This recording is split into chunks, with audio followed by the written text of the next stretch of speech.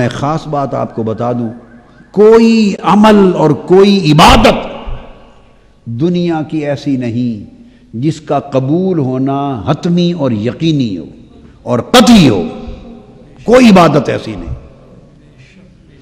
آپ عمر بھر نماز پڑھیں، ساری رات کھڑے ہو کے نفل پڑھیں، اس کی مرضی ہے قبول کرے یا نہ کرے۔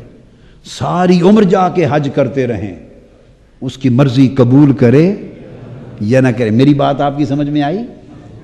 زکوٰۃ دیں، صدقہ خیرات کریں، اس کی مرضی قبول کرے، وہ مالک ہے۔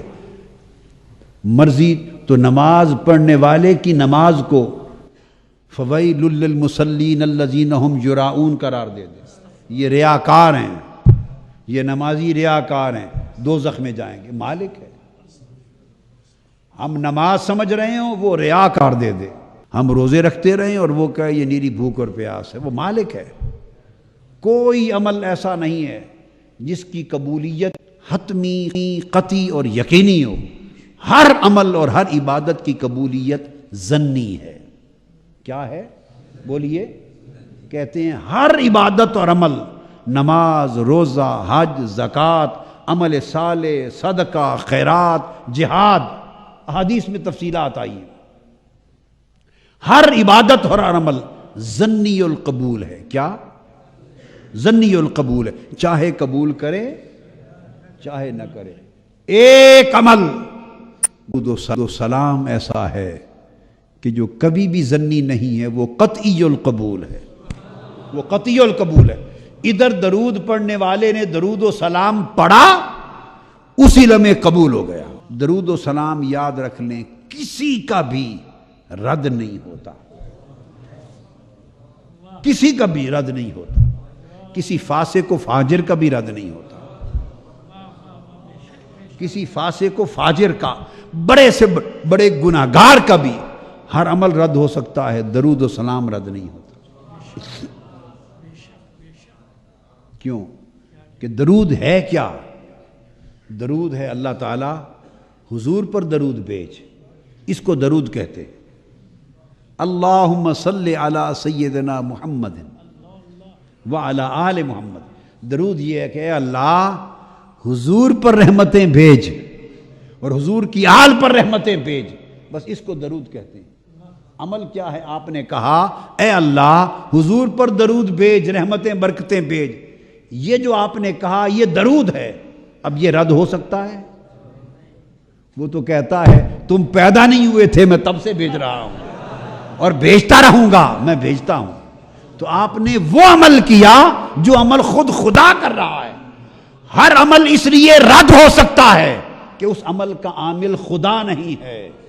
درود اس لیے رد نہیں ہوتا کہ اس کا عامل خود خدا ہے، اس کا عامل خود خدا ہے، اس لیے یہ قطعی القبول ہے، قطعی القبول۔ تو گویا کوئی ایک عمل تو ایسا پلے ہو جس کے بارے میں یقین کے کہہ سکیں کہ یہ رد ہونا ہی نہیں ہے، اس پر فخر کرو، یہ رد نہیں ہے۔ تو ہمیں فرمایا، آقا علیہ السلام نے ہمیں فرمایا، حکم دیا اللہ پاک نے کہ درود بھیجو میرے مصطفیٰ کی بارگاہ میں۔ یہ خدمت ہے، نوکری ہے، محبوب کی نوکری ہے۔ اور اس کا جواب آقا علیہ السلام نے ساتھ ارشاد فرما دیا، فرمایا من صلی علیہ واحدتاً صلی اللہ علیہ بہا 10 مرات۔ جو مجھ پر ایک بار درود بھیجتا ہے، اللہ اس پر 10 بار درود بھیجتا ہے۔ اب اس میں ایک اور تیسرا نقطہ بڑا توجہ طلب ہے۔ تیسرا وہ یہ کہ ہمیں جب حکم دیا اللہ پاک نے کہ یا ایھا الذین آمنوا صلوا علیہ وسلموا تسلیما، ایمان والو حضور علیہ السلام پر درود بھیجو اور سلام بھیجو، ہمیں حکم دیا نا کہ تم درود بھیجو۔ جب یہ حکم دیا جائے کہ درود بھیجو، جب اس نے حکم دیا کہ میری عبادت کرو، میری عبادت کرو، میری نماز پڑھو، تو آپ کھڑے ہوتے ہیں اور آپ نماز میں الحمدللہ پڑھتے ہیں اور کہتے ہیں ایاک نعبد و ایاک نستعین، اے اللہ ہم تیری عبادت کرتے ہیں، ہم تیری ہی، بولیے کیا کہتے ہیں؟ ہم تیری ہی عبادت کرتے. تو کہتے ہیں نا، اس نے حکم دیا نماز پڑھو، میری عبادت کرو. ہم کہتے ہیں باری تعالیٰ ہم تیری ہی عبادت کرتے ہیں. اس نے کہا یا ایھا الذین آمنوا صلوا علیہ وسلموا تسلیما، ایمان والو مجھ پر درود بھیجو، میرے محبوب پر درود بھیجو اور سلام بھیجو. جب یہ حکم دیا تو ہمارے اوپر درود واجب ہو گیا، فرض ہو گیا. اب چاہیے تھا کہ ہم بھی جواب میں یوں کہتے کہ یا رسول اللہ ہم آپ پر درود بھیجتے ہیں. طریقہ یہی ہے نا، ہمیں حکم دیا تھا نا، ہمیں حکم دیا کہ تم درود بھیجو. بات سنو، فرمایا ان اللہ و ملائکتہ یصلون علی النبی، اللہ نبی پر درود بھیجتا ہے، جیسے اس کی شان ہے، جیسے اس کا منشا ہے وہ بھیجتا ہے. اور فرشتے بھی بھیجتے ہیں جیسے ان کو اللہ نے توفیق دے رکھی ہے. اب ان دو درودوں کے بعد حکم دیا یا ایھا الذین آمنوا صلوا علیہ، ایمان والو تم بھی حضور پر درود بھیجو اور سلام بھیجو. اب چاہیے تھا، ہمیں حکم ہے نا کہ ہم بھیجیں، تو چاہیے تھا کہ اب درود یہ ہوتا کہ یا رسول اللہ ہم آپ پر درود بھیجتے ہیں.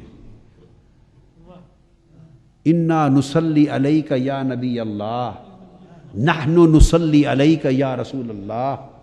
نحن نصلی، یہ پڑھنے والا کہتا انا اصلی علیک یا نبی اللہ، میں آپ پر درود بھیجتا ہوں یا رسول اللہ، ہم آپ پر درود بھیجتے ہیں یا رسول اللہ. یہی چاہیے تھا نا، حکم جو دیا کہ صلو علیہ، میرے محبوب پر درود بھیجو.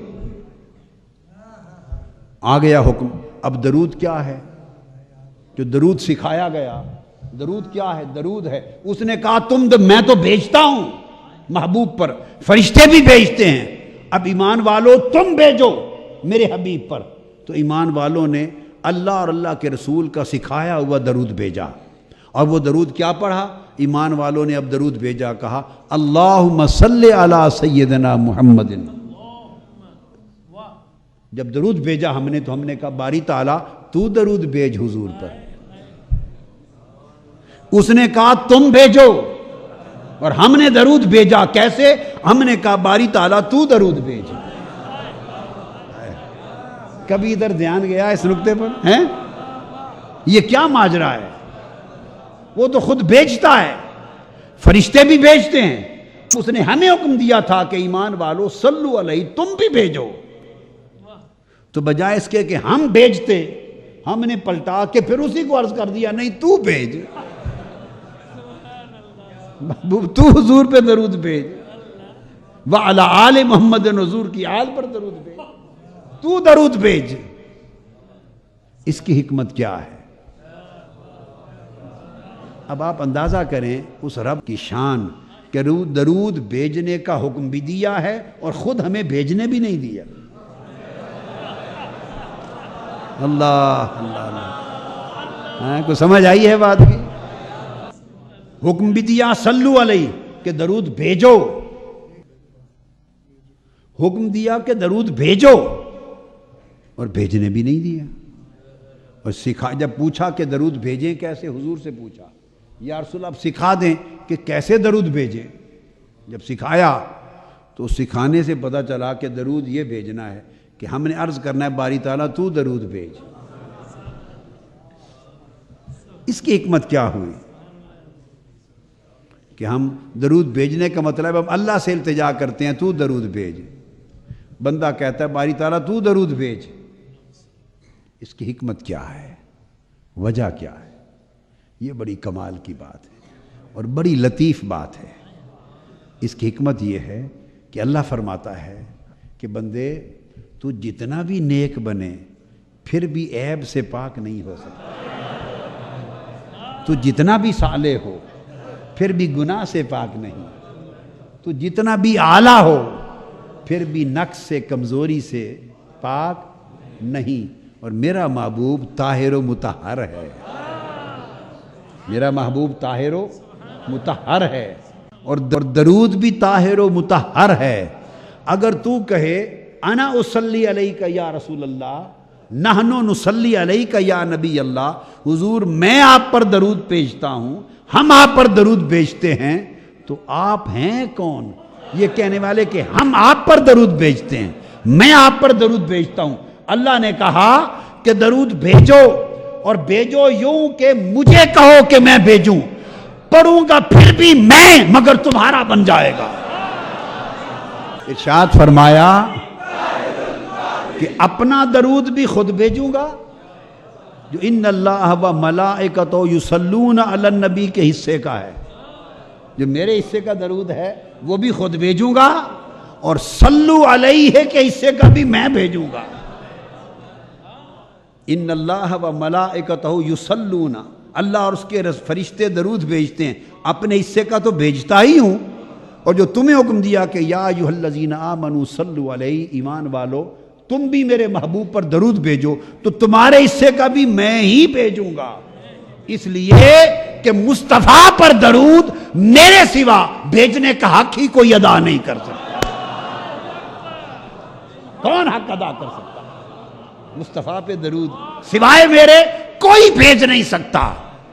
اب تو صرف طریقہ یہ ہے کہ تمہاری زبان میرے محبوب پر درود بھیجنے کے قابل کہاں؟ چونکہ درود کیا ہے؟ درود حضور کی حمد و ثنا ہے، رفعت ذکر ہے، تو تم حضور کے لیے تم اپنے پاس سے درود نہیں بھیج سکتے، اس لیے تم زبان سے یہ نہ کہو کہ ہم آپ پر درود بھیجتے ہیں، نہ، یہ مجال نہیں تمہاری، تو تم پلٹ کے مجھ ہی سے درخواست کر لو کہ باری تعالیٰ اپنے حصے کا تو بھیجتا ہی ہے، ہمارے حصے کا بھی بھیج، تو میں اپنا بھی بھیجوں گا تمہارا بھی بھیجوں گا۔ ہو یہ جائے گا جو مجھے درخواست کرے گا کہ مولا ہمارے محبوب پہ درود بھیج، میرے آقا پہ تو درود بھیج، جو درخواست کرے گا یہ اس کے نامہ اعمال میں درود لکھا جائے گا کہ اس نے درود پڑھا۔ درود اللہ کو پھر درخواست ہے، درود اللہ کو پھر درخواست ہے، حکم بھی ادھر سے آیا کہ درود بھیجو، درخواست پھر ادھر گئی تو ہی بھیج، ہمیں کیا معلوم کیا کہنا ہے؟ ہائے ہائے مالک، ہمیں کیا معلوم کیا کہنا ہے؟ ہم کیا جانے ان کی شان کیا ہے؟ ہمیں کیا خبر ان کا مقام کیا ہے؟ ہمیں کیا معرفت کہ ان کی عظمت کیا ہے؟ ہمیں کیا آگہی کہ ان کے مقام کی رفعت کیا ہے؟ ہمیں کیا خبر کہ ان کا جمال کیا ہے، ان کا کمال کیا ہے، ان کے خصال کیا ہیں، ان کے نوال کیا ہیں، تیری ان پر شفقتیں کیا ہیں، لطاف لطف و کرم کیا ہے، عنایتیں کیا ہیں، ان کی بلندیاں کیا ہیں۔ ممکن ہے ہم اپنی طرف سے تعریف کریں اور وہ ان کی نقص شان ہو جائے، ہم اپنی طرف سے تعریف کریں اور وہ ان کی تنقیص ہو جائے، ان کی شان کے منافی ہو جائے۔ نہ ہمیں خبر، نہ ہمیں معرفت، نہ ہمیں ادراک، نہ ہماری زبان پاک، نہ ہمارا فہم بلند، نہ ہم میں اتنی وسعت، نہ توفیق۔ مولا تو نے حکم دیا درود بھیجو، تعمیر ہو گئی، ہماری طرف سے تو ہی بھیج دے، ہماری طرف سے بھی تو ہی بھیج دے۔ تو اللہ نے ہماری طرف سے بھیج دیا، تو اب درود قبول ہوا کہ نہیں؟ قطعی طور پہ، قطعی طور پہ قبول ہو گیا نا، رد ہی نہیں ہے۔ رد اس لیے نہیں کہ ہم نے تو اپنی طرف سے کیا ہی کچھ نہیں، رد کیا ہو، ہم پڑھتے تو رد ہوتا۔ آپ سمجھے بات کو؟ اگر ہم پڑھتے تو رد ہوتا، ہم اگر کہتے کہ میں درود بھیجتا ہوں حضور پر، ہم درود بھیجتے ہیں نبی پر، اگر ہم یوں کہتے تو شاید رد بھی ہو جاتا، کیونکہ پھر وہ ہمارا تھا۔ اب تو وہ جو ہم پڑھ رہے ہیں وہ ہمارا ہی نہیں ہے، وہ تو خدا کا ہے۔ ہم تو اسی کو کہہ رہے ہیں مولا ہم گناہگار ہیں، ہم ناقص ہیں، ہم عیبدار لوگ ہیں، ہمیں سمجھ ہی نہیں کیا کہنا ہے، تو جو درود بھیجنے کو حکم ہے تو ہی ہماری طرف سے بھیج دے۔ تو اس لیے ہم نے تو درود میں ایسی کوئی بات ہی نہیں کی جو رد ہو سکے، ایسا کوئی لفظ اور جملہ ہی نہیں بولا جو رد ہو سکے، ہم نے تو اسی کو کہا ہے تو ہمارا بھی ساتھ بھیج دے۔ اس لیے درود کبھی رد نہیں ہوتا، گوشہ درود والو، درود کبھی رد نہیں ہوتا۔ تو یہ 10 دن وہ آپ وہ عمل کر رہے ہیں کہ ہر عمل اللہ نہ کرے کہ رد ہو، مگر رد ہو سکتا ہے، یہ 10 دن کا درود کا عمل کبھی رد نہیں ہو۔